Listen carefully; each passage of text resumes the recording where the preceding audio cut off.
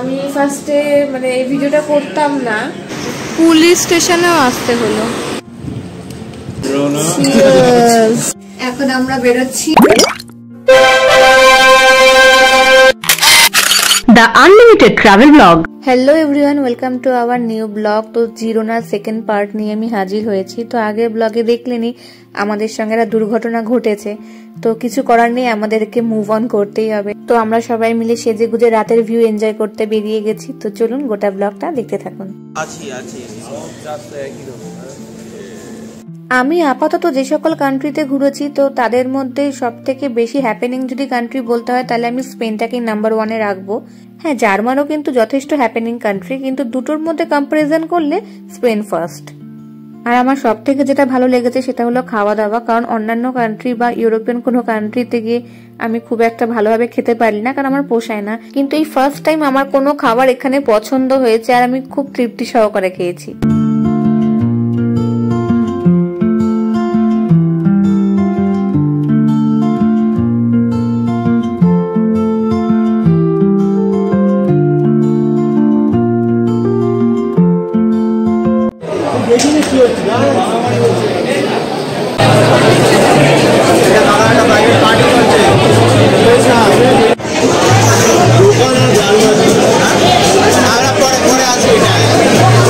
একটা বেশ নিরিবিলি রাস্তা দিয়ে পরিবেশটা এনজয় করতে করতে যাচ্ছিলাম, আর হঠাৎ করে শুনতে পেলাম খুব চিৎকার চেঁচামেচি। ভাবলাম কি না কি হয়ে গেছে।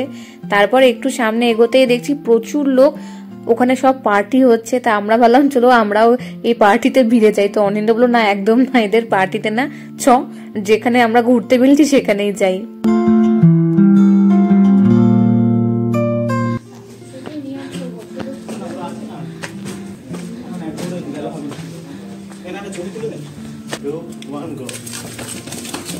শুভদিলটা যাও। এটা কি লাগছে? স্পেনে এসে কি লাগছে? স্পেনে এসে তোমাদের কি লাগছে? টালিগঞ্জের মতন লাগে, দেখো একবার। ও তাই, দেখুন টালিগঞ্জ লাগছে নাকি, স্পেন নাকি টালিগঞ্জ হয়ে গেছে।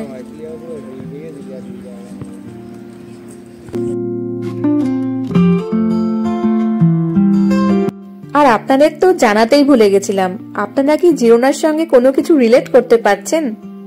মানে আপনারা গেস করতে পারছেন এই জায়গাটা ঠিক কোথায়? হ্যাঁ, আপনারা বলতেই পারেন যে একটু আগেই তো বললে তোমরা জিরোনাতে গেছো, বাট আমি সেটা বলছি না। জিরোনা কেন এত বেশি ফেমাস হয়ে উঠেছে, কারণ আমরা যেখানে দাঁড়িয়ে আছি সেখানেই কিন্তু গেম অফ থ্রোনস এর বেশ কিছু সিন শুট হয়েছিল।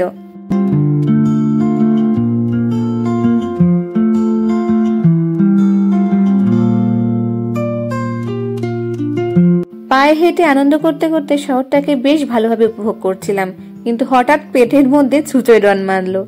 তখন বুঝলাম যে পেটকে এবার শান্ত করতেই হবে। তো আমরা একটা রেস্টুরেন্টে গেলাম এবং খাবার অর্ডার দিলাম। খাবারগুলোর নাম আমরা এই মুহূর্তে মনে নেই, আর যে অ্যামাউন্টে খাবার দিয়েছিল এনাফ আমাদের হয়ে গেছিল। তারপর রওনা দিলাম হোটেলের উদ্দেশ্যে। এরা জিন্দেগি মিলে কি না দোবারা দেখছে আর নিজেদের মধ্যে আলোচনা করছে যে কে কোনটা। সৌদীপ দা নাকি ঋত্বিক রোশন, সূর্যদা হচ্ছে আবাইদের নাকি ইমরান, মানে ফরহান আখতার। বুঝতেই পারছেন এখন সবাই সিনেমা দেখতে ব্যস্ত, তো এরপরে আর ভিডিও এগোনোর কোনো মানেই হয় না। তাহলে চলুন ব্লগটা আজ এখানেই শেষ করি, কিন্তু পরবর্তী ব্লগটা কিন্তু খুবই ইন্টারেস্টিং, কারণ আমরা যাব স্কুবা ডাইভিং এ। তাহলে আজকের জন্য টাটা, দেখা হচ্ছে পরবর্তী ব্লগে।